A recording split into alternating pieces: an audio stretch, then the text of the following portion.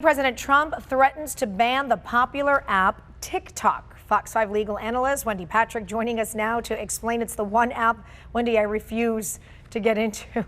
There's already like so much to worry about, and I see all the kids on it, but what's with the app? I shouldn't even say kids, the adults are on it too. What's with this app? Well, it's a wildly popular app, Yes. Shelley, as you mentioned. I mean, it has about 100,000 users in the US, if you can imagine that many people using it. It's used for video sharing, and as you say, it's popular among young people and adults alike. When the president made the remarks he did on Friday, you have to believe it became a scarce commodity. And thankfully, for many of the TikTok users, there's been some conversation behind the scenes between then and now, where he apparently is inclined to greenlight a deal for Microsoft to acquire it, although he wants America to have a cut of the deal. But let me just back up, Shelley. The reason the president and others are concerned about this app is because of security issues. They're concerned that because it is controlled by a Chinese company, that it's compromising the data of Americans. So that really fuels what one of the president's objections to this app to begin with. I have heard the whispers about this TikTok data thing. We all have for quite some time. What data in particular are they concerned about? I mean, I think I signed up for it. I never went into it. But besides asking, what do they name? Or are they asking for credit card number, phone number, social security? What are they asking for?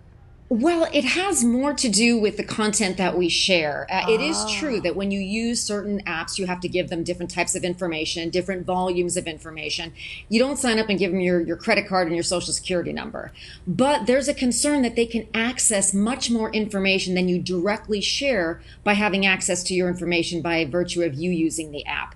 Now, we're concerned about that with a lot of different things that we use on the internet. I mean, obviously, we all know that there comes a certain amount of risk.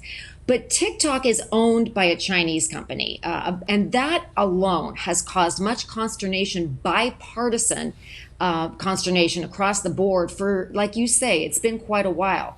So the fact that this has all come to the forefront, now why? I don't know. You remember that the Tulsa rally was sabotaged supposedly by TikTok users in June. Yes. You remember that? Now, the president has not tied his concern to that. But there have been more instances of data breaches, let's just say, not specifically with TikTok, but it's on the mind of Americans as to who we're sharing our information with. And as relations with China continue to sour, that has, at least according to the president, spurred his concern about having a non-US owned company. Now, the fact that he's willing to let Microsoft buy it, now that should be good news for Microsoft. You know, who says money can't buy you love? They're about to buy the affection of 100 million users in the United States. But the president gave them a deadline of September 15th, which happens to be a Tuesday, so maybe I'll be on talking about it. But that is something that has really now set the clock running. And particularly because the president says he wants some of that money to come into the U.S. Treasury. That has some people talking as well. Yeah, I was going to ask about that. Is that, okay, you can buy it, but we need a cut. Now, so there are two schools of thought here. The president's detractors have said, you know, this can't be a smash and grab. This can't be something where you are entitled to a share of the money where you can't back it up. But the president has been very vocal on his belief that he can do it legally and logistically. Now, obviously, behind the scenes, you want this to be taking place with the lawyers and the economic advisors, not off the cuff at a press conference. But that's the forum, at least up till today, that the president has been using to explain he thinks he can do it by virtue of an executive order. He thinks he can do it by emergency economic powers. So it sounds like any money that comes from that deal into the U.S. Treasury, as he's explained he wants it to happen, he's going to have to find a way to do that legally. And behind the scenes, perhaps he can, or maybe he won't get a cut of the money. But he's made very clear that he wants this to benefit America, even though, remember, TikTok has wrapped itself in the flag over the last year in order to show that they are an American company. They hired an American CEO, they hired American workers.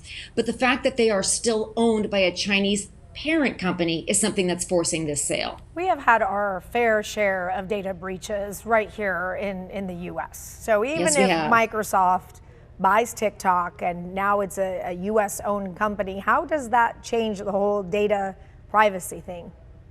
Does it? Well, It wouldn't change it in general. There's always going to be a danger, especially if a portion of TikTok is still owned by the Chinese parent company.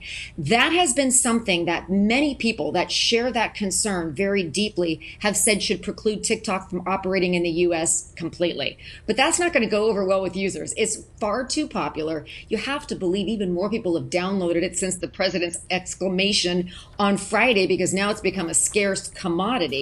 And we're in an election year. Let's not forget that. So while there'll always be an element of risk, it will be much less, and it'll be a manageable and much more acceptable level if it's now an American-owned company, which is one of the reasons Microsoft wants to buy it.